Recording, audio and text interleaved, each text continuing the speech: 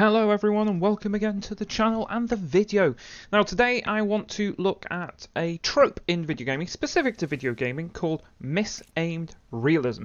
Now I'll explain what this is and show some examples of how it can come about as well. Now Misaimed Realism is the idea that a mechanic or something has been placed into a game to make it more realistic, but fundamentally at the end actually makes it unrealistic. Like there's unintended consequences that make it unrealistic.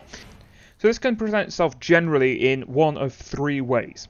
An effect is included for realism, but the effect's magnitude or its immediacy is somehow exaggerated or sometimes grossly over-exaggerated.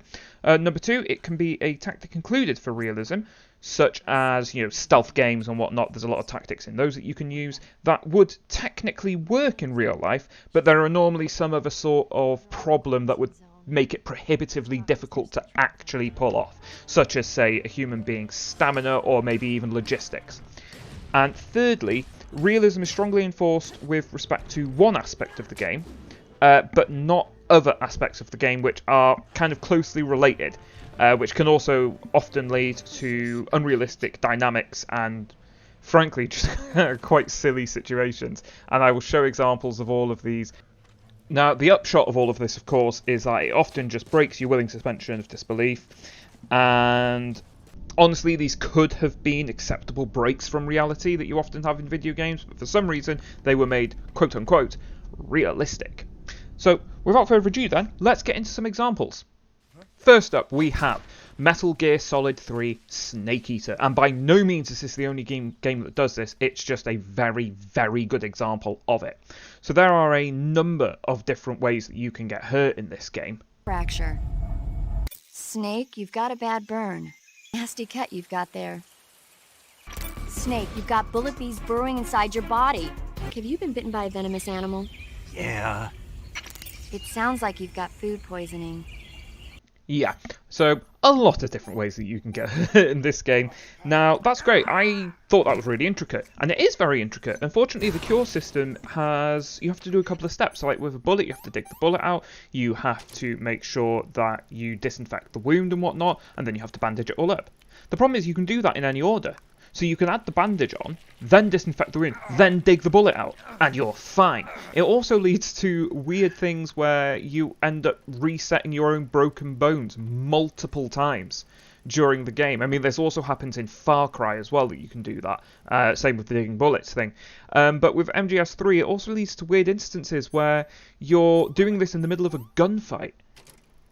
And whilst this may sound a little bit nitpicky, this is the whole point of this misaimed realism concept. This was all added in to make it more realistic. It wasn't just, oh, take a potion and you're cured, like say Final Fantasy. This was that you genuinely had to work on your wounds. It just unfortunately means that you end up in this odd situation where you're resetting your broken bones in the middle of a firefight, and you just think, what is going on? What's going through the enemy's mind at that point? Are they just looking at Snake thinking, dude, that's hardcore? Now, there is another issue as well with Metal Gear Solid 5, that comes into this, and that is stamina. Now, when you get hurt in this game and your health is low, your stamina goes down quicker, and stamina is things such as it keeps your aim steady, and there's a number of different mechanics it's tied to. But what you're supposed to do is eat food, and that increases your stamina. However, what this ends up meaning is that if Snake has suffered severe trauma, his response to this is to gorge on food constantly, which again, I get what they're trying to do, but it just breaks it for me. And there's another game that does this as well, and that is Grand Theft Auto San Andreas. Now in San Andreas, CJ has to eat food, and the food is tied to his health meter, so he has to eat food to remain at full health and be able to be muscular, and if you eat too much, you become fat. So I get they've added in this, quote-unquote, again, realistic mechanic to try and make it more believable. You need to keep up with food, but he can go weeks without food, and it barely matters at all. Once you've actually managed to feed him up on stuff, you could go virtually the entire game without eating again. And again, I just think they've missed the mark slightly on that one. So let's move on to something quite different now, and that is breakable weapons. Now, these are in a lot of games, but the one I'm going to pull up as a good example of what I'm trying to discuss here is The Last of Us. Now, that's both 1 and 2. Now, in these games, you can get melee weapons, and these melee weapons range from things such as random bits of 2x4, pipes, and even machetes. Now, whilst it makes sense to me that realistically random bits of wood and pipe would break or be less effective or completely ineffective after a couple of hits, what makes less sense is why an actual weapon like a machete is even more fragile and breaks after only a couple of hits. I am aware, by the way, before anyone comes in the comments, that this is for balance purposes. It's because the machete is a stronger weapon. But my point is, it doesn't make sense. And the game has an interesting crafting system as well. So to increase the durability of a machete, you literally tape some scissors to it. Now, also in this game, Joel has breakable shivs or knives. And as a survivor with decades of experience, it baffles me the dude hasn't actually worked out how to make a proper knife yet. But I don't just want to pick on The Last of Us here. This really applies to any game with breakable weapons in. So, for example, you know, a sword. I get it that when swords hit things, they blunt. But let's be honest, even with a blunt sword, it's still a very heavy piece of metal that can be used as a weapon, as opposed to, you know, shattering into a million pieces. Looking at you, Breath of the Wild. Well, excuse me, princess. Let's be honest, Breath of the Wild's probably one of the worst modern games for this, with the breakable weapons, but it really can be any game. This game just properly exemplifies that. Any sword will only last 5 hits, 10 hits maybe. Later in the game they last a bit longer, but still. I get they've done it for balance purposes and also to force you to keep changing weapons, but it also ends up actually leading to a situation where any sort of really good weapon becomes too awesome to use.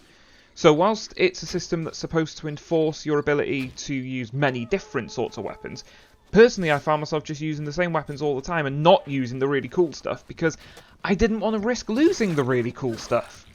So I feel it defeats itself on this point, you know? It's a system that was put in place to try and enforce you to use different weapons and be realistic because, like, oh, these weapons won't last forever. But what it ends up doing is just forcing you to use the bad stuff all the time because you don't want to lose the new stuff, particularly when you're new to this game and you don't know where a lot of the cool stuff actually is. But in fairness, that's veering into a completely different trope in video games, which is known as too awesome to use, and let's not go into that tangent. You'll keep me talking for hours about that one, so yeah, maybe I'll make a video about that at some point in the future, but let's stay on track here, shall we? Now, the next thing I want to talk about is actually not a mechanic, but a graphical issue. It is lens flare. Now, in reality, we don't see lens flare, we only see it through cameras, and that is because it's an imperfection in the lens. And people who work with cameras, movies, TV and whatnot, have been working very hard to try and get rid of it. And what amuses me so much is that games have been trying very, very, very hard to replicate it. This goes all the way back to some of the early days in the 90s of video gaming, with an example I found of Looking at You Again, Legend of Zelda. Well, excuse me again, princess. So what you're looking at here is Ocarina of Time, and also the HD remaster of Ocarina of Time, which also included the lens flare. Now, this was obviously a very, very simplistic one. It was a real-time lens flare as well. It followed the camera around and it matched what you did, and it was actually quite innovative for the time. But let's be honest, this is a perfect example of what I'm talking about. We don't see lens flare in real life, and yet so many games abuse this trope. And I think particularly it's added in to make it look more realistic. But what it actually does is make it look more cinematic. And I personally think that's the key to this one.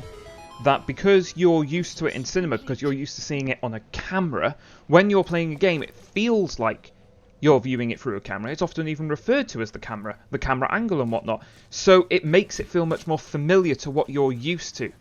But thankfully, they have started dropping it. More modern games, like sort of the Assassin's Creed, Shadow of the Tomb Raider, Red Dead Redemption, have all dropped this. And you just don't have it anymore, which I'm actually quite happy with. I always found lens flare did break my suspension disbelief, and it always pulled me out of the game because I knew it was so unrealistic. And there are certain games like No Man's Sky, or should I say, Lens Flare, the game, where it's almost obnoxious how much lens flare is used. But I guess it's because lens flare does sort of appeal to a sci-fi aesthetic, I suppose. Anyway, that's enough on this one. I think I'll leave you there. There are a number of other sort of things I've noticed, things like inventory management and draw distance, but, you know, I'll leave that up to you to look at it at your own leisure and not drag this video out to an hour long. And I know it may seem like I'm being quite nitpicky here, and I am. I absolutely am being nitpicky, but I'm not criticising these games for adding these sorts of things in and these mechanics and whatnot. I understand why they're there. They're mostly there for game balance or just to make the game look cool and fit a certain look. And I need to point out, I'm not angry or annoyed about this.